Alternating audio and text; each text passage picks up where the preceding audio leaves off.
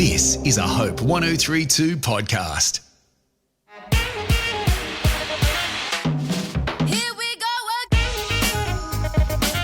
To She Wasn't Born Yesterday for women who are 40 plus fabulous by the Empty Nest Chicks. I'm Janet Evans, ex-M&C Saatchi advertising creative who have won numerous radio and TV awards. Not that that'll affect us because we're doing a podcast. And I'm Dr. Amelia Haynes, who has been a medical doctor for 30 years and specialising in sexual health and mental health and relationships, and I'm generally a very useful human being. Well, we'll find out about that, but we are here to work together. People tell me on good authority that I am. Really? Yes, well, they never say that to me, so I think we're the perfect hosts for She Wasn't Born Yesterday.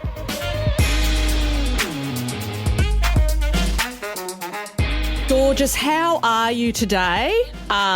Dr. Amelia, you are, again, looking fabulous, and I am actually fixated about that little heart that you're wearing, not on your sleeve, but on your cleavage, which is plunging today, and it looks fantastic. But you know what? We are talking about hearts today, which is so coincidental. You must have known. Which is fantastic because we're talking again to Dr. Naras Lapsys, but we're talking about heart health as well as, I'm sure, a lot of other things. And, of course, it's a huge cause of mortality in Australia. Yes. So highly relevant. Yes. Absolutely highly. Yes. And what's more, it kind of dovetails into a lot of other diseases. Like talking about this, heart health, will actually talk about your brain health as well.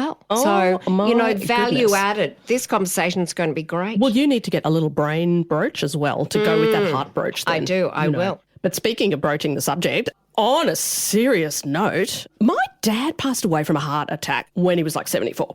And my doctor's ever since, she's been banging on to me about, you've got a history of heart disease. Banging on. She does talk a lot, but, which I know is hard to believe that I couldn't get a word in edgeways, but it's true. But she says, so you've got a family history of heart disease. My opinion is you've got to die of something, right? Yes. And, yes, we do know that heart disease is, in fact, what is it, the biggest killer of people in Australia? At the moment, I do believe that dementia is actually the biggest cause of death for women in Australia. Okay, and heart is kind of next, or? Well, yes, it's super important. Yeah. Yes, it is a bit important. It's still very big. But is that true? Is that considered to be a family history of one person in my whole? Would be. Yeah? Well, that's an annoying answer. You're basically agreeing with someone that I was hoping to, really tear down here. No, I wasn't really, But it's important. The take-home message is it's important. Very important. And we have Naras Lapsys sitting here looking at us, just shaking his head in despair. And I'm sure he's got lots of things to tell us about eating in a way where we do actually care for our heart, which has so many good kind of repercussions. So, Naras. First of all, tell us who you are. What do you do? Yeah, so I'm a consultant dietitian and I'm also a longevity medicine practitioner. Two hats, but it is one common goal, which is to help people live healthier and for longer.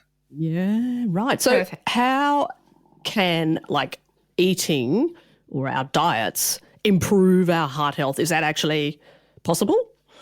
Absolutely. So I think from the highest point possible, and I think it's important for us to remember this, is that women are 10 times more likely to die from heart disease than from breast cancer. Oh, wow. Yeah. To put that into context, that's a really, really good starting place. And also that women have been, in a sense, almost forgotten on the heart health side of things. And for a long time, it's been viewed almost like a man's disease. Is that right? And it's just not the case. Okay. So heart health is extremely important for all of us to think about. And we have certain things that we can't change. We can't change the genes and the genetic hand that we were dealt with, but there are a lot of things that we can change. One of those things that we can change are our eating habits and our lifestyle. And you can certainly choose to eat in a heart-healthy manner. Oh, wow. So tell us a bit more about that. What do you mean by a heart-healthy manner? Yeah. Discussing a little bit, first of all, about we understand the heart itself quite well. And I think that we understand heart disease quite well, which is good. Right. And it also means that for all of us, we've got access to good medical help. We can understand and know a lot about our hearts. We can look at different blood markers that represent our heart health. You can look at the heart itself. You can see how well the heart functions. And because of that, we have a fairly good understanding of how heart disease develops. And then there's nutritional approaches towards it.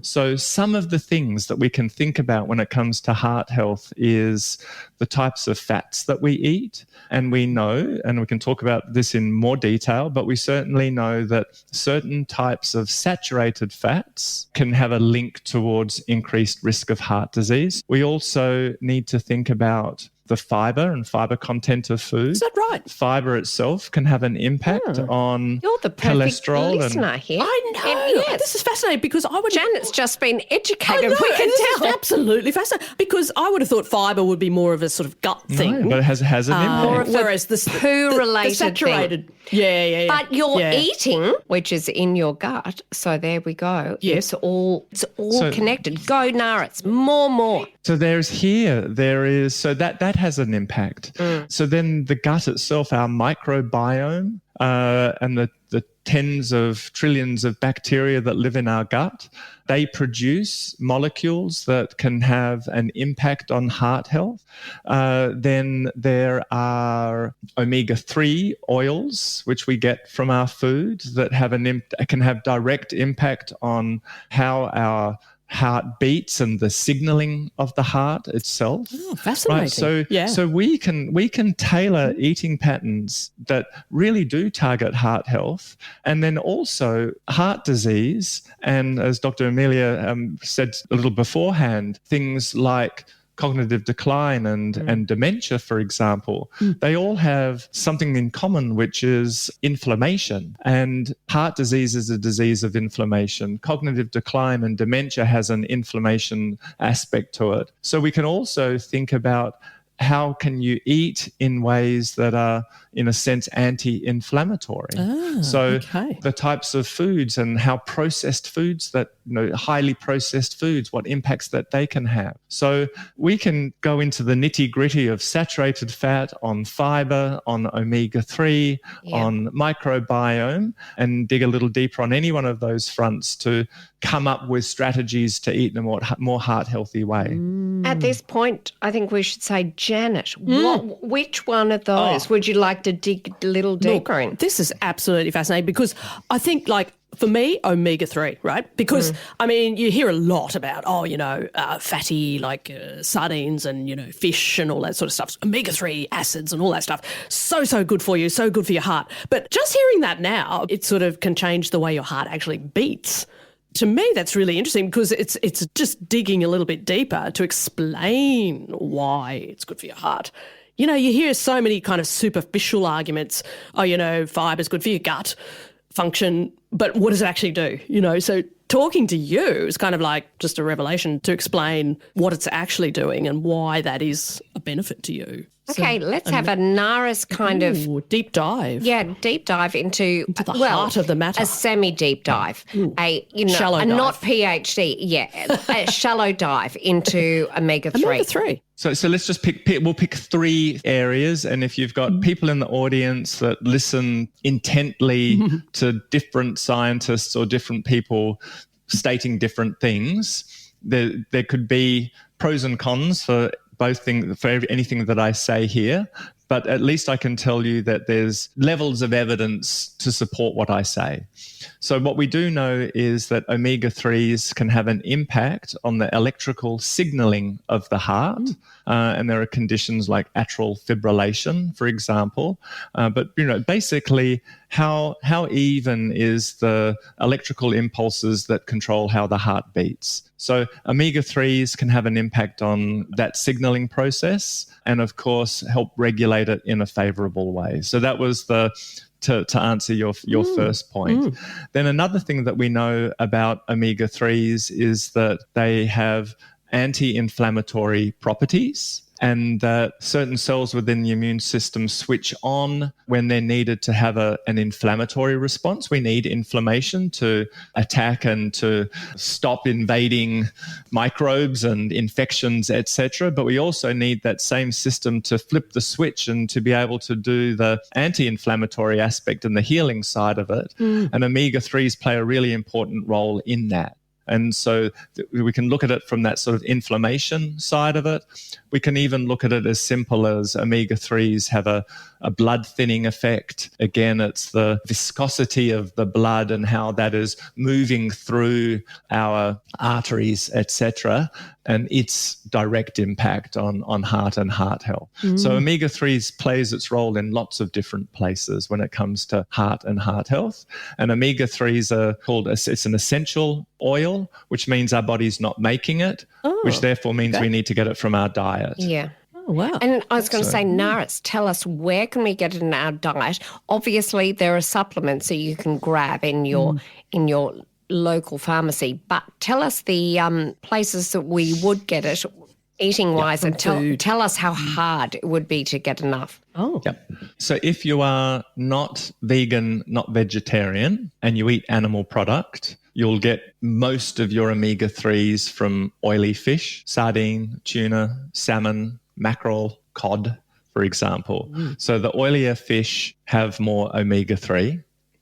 And then let's take ethics aside and the planet aside and say, of these oily fish, which are the best ones? Well, it's the wild caught coming from clean water. And then all other fish will still have omega-3s. There are eggs that are higher in omega-3s, and there are also omega-3s in other animal product, but just to a lesser extent. So that's why people talk about, if you want to get your omega-3s, you have to get it from oily fish consumption. Yeah. Okie dokie. If you're super lazy like me, or in my defence, or you decide that you are not going to go to Alaska and catch your own salmon, and so you're going to be lazy and grab it from, whatever pharmacy chain, insert the name that you go to most. That's a lazy approach. How much do we need? Yeah. So depending on your health condition, people either need more or less, right? So somebody who is at higher risk of heart disease needs a larger amount from a supplementation perspective. So there are guidelines that I can't remember exactly for each health condition. You are so forgiven. Yeah. Yep. So it changes for different people. But again, it's in relation to how much of it you're getting from food in the first place. But it doesn't take too much digging to be able to find out. Like I said, a very quick Google search will tell you if you're at risk of heart disease and you choose to take omega-3 fish oils, how many milligrams of EPA and DHA per day do you need? I might be wrong, but I think it's something along the lines of 1,000 milligrams a day. But basically, it's good news for people such as myself who are a trifle lazier. Oh, look, I mean, everyone, has to get their fish from, I don't think any of us have like the clean ocean in the backyard. I was going to say clean water, oily fishes, yum, yum, yum. But, maybe we're not going to be able to do it every day and quite enough. Yes. So would a can of, tuna a day? But you can be discerning. You can look up the cans of tuna that you're buying and seeing, is it line caught or not? Is it coming from sustainable sources or not, right? So all of this is one way. And so you can get it from food, and you can get it from fish and from oily fish and from other foods. You can choose to take the lazy approach and take a supplement. You could do a combination of the two. If you're taking it from a supplement, you need to know, am I getting it from a reputable source? Am I getting the right dose? Is it oxidized or not? What's the quality of it? So always buyer beware when you're moving into the realm of supplementation. And we can't forget, let's take an ethical stance here and say, what happens if you are choosing to eat less fish or don't eat fish because you'd like to help the planet and move towards a more plant-based eating pattern? Can I get adequate amounts of omega-3 from plant sources. Have a little And chat so- to us about that. Yes, can we? Right. And so the answer is maybe, but possibly not. Possibly Yeah. not. Yeah. Okay. So the types of omega-3s that we get from plant are different from the omega-3s that we get from fish. And the active components of those omega-3s are converted far less effectively when you're getting it from a plant source. So people who are eating predominantly plant food are going to get most of their omega-3s from the nuts and the seeds that they're consuming. Okay. So walnuts, for example, have a reasonable amount of omega-3. Flax seeds have a reasonable amount. Yeah. Right? When you eat flax seeds, you need to break them, like literally crush them up and break them because they've got such a hard sort of shell onto it. Yeah. And it oxidizes so quickly. So if you're going to be a vigilant vegetarian and you're going to get your omega-3s from seeds, you're going to need to be grinding your flax seeds. You need to have a certain number of teaspoons per day in order to get even close. Or you have cold pressed flaxseed oil. Yeah, I've seen that actually, yeah. Yeah, you obviously need to be very, very committed to a lot of these dietary interventions. AKA like you obsessed. really need your brain engaged. Wow. You do. But then next step is to say, well, you're probably not going to get it from food. Well, you're not going to take it from a fish oil because you're vegetarian, vegan. Yeah. So now you need to get it from a plant-based omega-3. Yeah. And there are algal-based omega-3s because ultimately all of us are getting our omega-3s from the same place. So the fish eat the algae that gets accumulated in their flesh, and then we eat the fish and we get the active product. But if we're foregoing the fish, you have to get the algae, baby. You get the seaweed. Yeah. Or you just go straight to the source, go straight to the seaweed by algal-based plant omega-3, and it'll have the EPA and the DHA, and a good vegetarian vegan will need to either think carefully about their omega-3 status or they can find out their omega-3 status and then eat accordingly. I love that seaweed. I love it so much. It's my There we guilty go. pleasure. Salty, crunchy. Actually, why is it guilty? Oily. It's not guilty pleasure. Well, it has to be because it tastes so good. You know what I mean? But now I know I'm actually doing myself a favour. You are. I'm being good to myself. But Naras, I mean, surely cholesterol, right, is the big kind of bad guy in the room when it comes to heart disease and heart attacks. Is that right? Or not? Not necessarily. Well, we know more and more, don't we? Yes, we know more and more on that. Okay, so cholesterol has always been linked to people talking about their heart health. What's my cholesterol, right? That is a 3-hour podcast and some, right? Yeah. So in 2 minutes, how do we distill this down? No, you've got 3. then you'll all know even more. So the first point to say is that our body makes most of our cholesterol. Oh, okay. Right? So the cholesterol that we get from our diet may or may not have as big an impact as we all believe. So that's the first thing. Our body makes most of the cholesterol that it will ever need. And then it really just comes down to how well is our body producing it? How well does it move it on when there's too much? Where is it going? How is it getting where it's going? Right? So therefore, then how important is it that foods that contain cholesterol will either raise or lower our cholesterol or will contribute to heart disease? So we've got to look at it in that context. Yeah. And then we've got to go another step. When you eat food, not all of that food is absorbed. And in fact, our body's got very, very good mechanisms to try to tell us how much cholesterol that we need. We've got good processes within our own body. And this is where fiber comes into the play. So then it's been a contentious story for a long time. Does high cholesterol foods raise your cholesterol and increase your risk of heart disease? Does high cholesterol food mean that your body will absorb it or not? Does your body have good mechanisms to do that?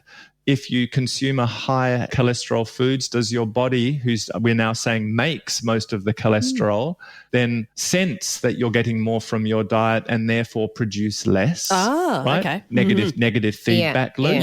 Yep. Do you have a genetic disposition towards increased cholesterol production, and it doesn't matter what you eat? Exactly. Are you what's called a cholesterol hyper responder, which is people who eat higher cholesterol foods will raise their cholesterol, right? So there's your scope. So cholesterol's not easy, right? And that was just cholesterol. Because you'll always have, like, even if it's not as many people, but you'll always have the incredibly fit person who is slim and active and actually has a reasonable diet, but has a heart attack age 50 because they are just genetically, biochemically wired that way. But can you prevent that? Well, sometimes no. Yeah, right. Yeah. And like I say, it's the minority of people. So yeah, that's true. No one's kind of hunting them down and saying you need to. But so, like, what's the difference? Like, can you have heart disease but not have a heart attack? Like, what's the actual difference between the two things? Correct. Right. So I think let's just zoom back a little bit from food and from cholesterol. And I'd like a blanket piece of advice for women and everybody is know your risk factors a little more so. Okay. Go to your GP. Yeah. Ask to know what your lipid profile is. What is my total cholesterol? What is my LDL cholesterol? Dig a little bit deeper. What is my ApoB? What is my LP little a? Okay, these are my A game things that I want people to hear today. Were you taking notes about that? Like, know these numbers. I was going to say, I know this. All right, yes. Right? What are my triglyceride levels? What is my blood pressure? What is my body composition, right? This is what's really important. Right. Okay? Because then if you know these things and you understand them a little bit more, then you'll know where your risks are. Risks for heart disease. Where am I in the spectrum towards the development of heart disease? Am I getting closer to a potential heart attack? We don't want to get you to that place. And I don't know what the statistics are, but for a lot of people, their first heart attack is their only heart attack. Exactly. Right? So we don't want to get to that place. It sounds fairly gloomy. Actually, GPs in Australia, this is an Australian thing for Naras.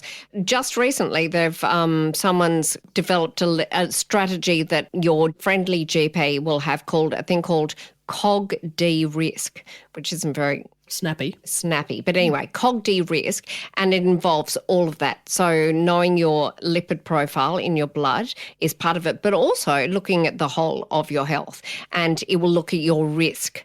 And actually, when you're over 40, male or female though, but when you're over 40 and fabulous, your GP will be very interested in you looking at your COG-D risk. Yes, my GP's had discussions with me about that. And I know that some of the things you just said, some of them are supposedly good cholesterol and others are bad cholesterol. That's the way my GP explained it to me. And I had very high good cholesterol and somewhat high bad cholesterol, but not horribly bad. Like the good cholesterol was higher than the other cholesterol. Would you say that was good? I'm just after a personal consultation here today. She's doing a total. We've segued into a personal consultation. So let me just say that there is only cholesterol. Right? You don't have good cholesterol and bad cholesterol. You have cholesterol, right? First of all, right? It's one thing. It's one molecule, right? It doesn't change. It's how it gets transported is the storyline. How does cholesterol get moved through the body? And it gets moved through different carriers, and those carriers do different things, and it's the nature of the carriers and how they interplay. So that we want to kind of ultimately get away from the idea of good and bad when it comes to cholesterol. But from a women's perspective, to be aware, right, that women are protected from a lot of the risks of heart disease. You get a 10-year bonus on males due to your hormone profile.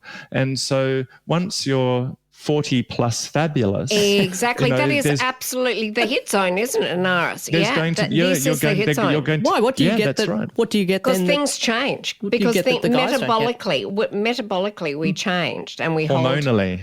hormonally. And we, like Naras was talking about, we start to hold the fat inside our bodies, even if we're not classically overweight, but we hold it viscerally, and that's for all sorts of reasons, more dangerous. And we become more male. I mean, it kind of makes sense. We go through menopause and the body transitions to more of a kind of ambi-human profile. Oh, that's why it's called menopause, because we're more like men.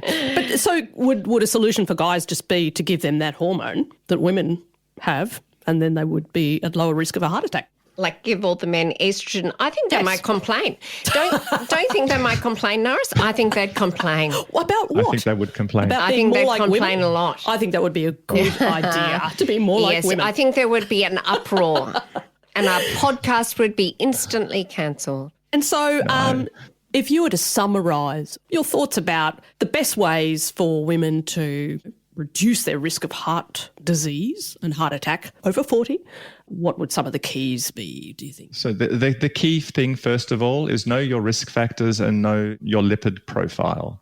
Okay, that's what you need to know that first.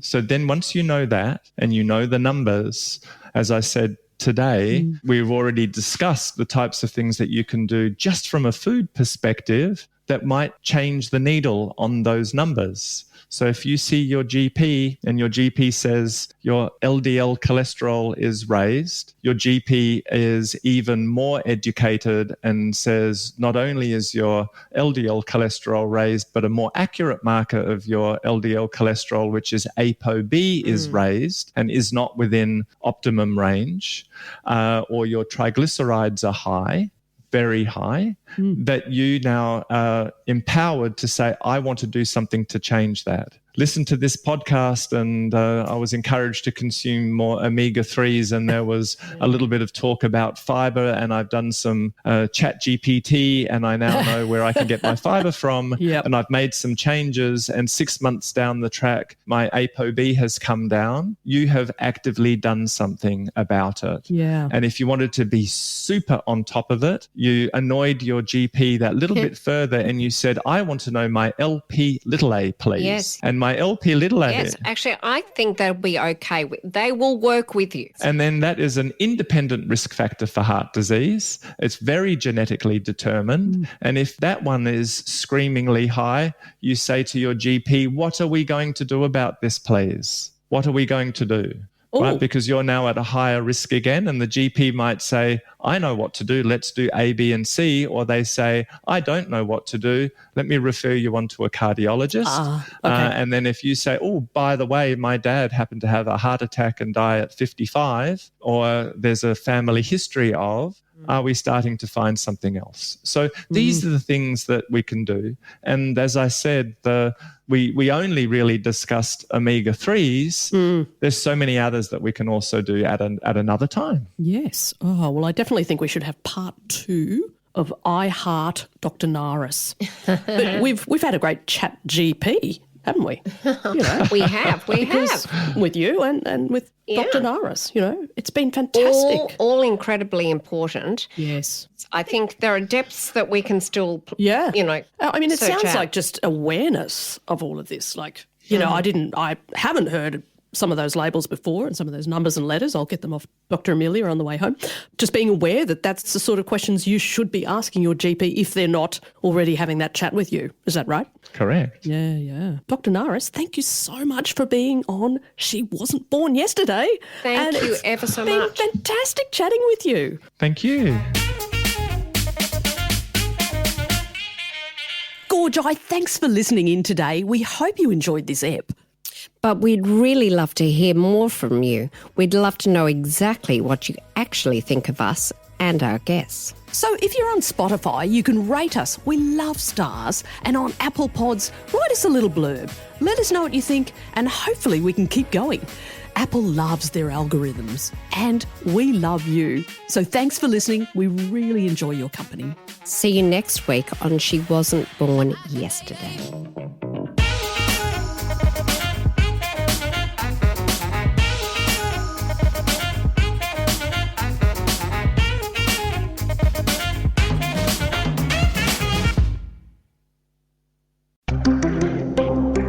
1032. Thanks for listening.